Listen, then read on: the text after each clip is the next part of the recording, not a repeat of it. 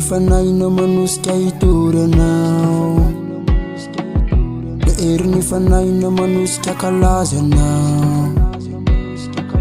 Tsy haiko ny tompo no fideranao, fa lehibe tokoa ny fahasoavanao. Fa nomeno ny talenta hitoriko amin'ny anaranao, olazaiko amin'ny tontolo izao fa lehibe ianao. Tsisy zavatsa tsenana tsy vitanao, fa ny herinao nanosika hitory anao.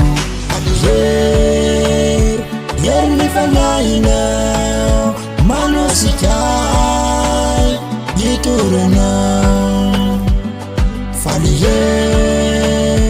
heriny fanahinao manosika hitory anao.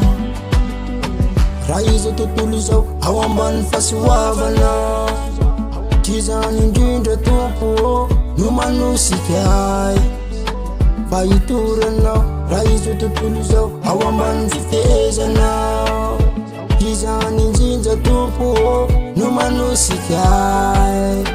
Ankalazanao, ankalazanao amin'ny andro koretsy, ankalazanao amin'ny tana tsisy fety, ankalazanao nandalako ity, ankalazanao ary mbola noity, ankalazanao amin'ny andro koretsy, ankalazanao amin'ny tana tsisy fety, ankalazanao nandalako ity.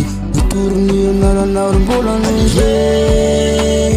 Heriny fanahinao manosika hitory anao, fa ny heriny fanahinao manosika hitory anao.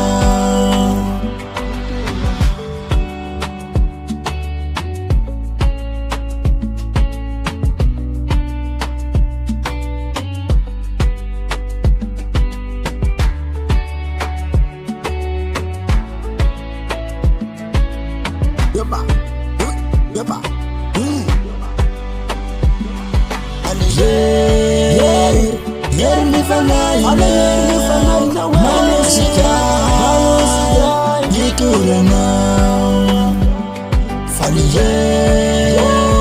heriny fanahinao manosika hitory anao.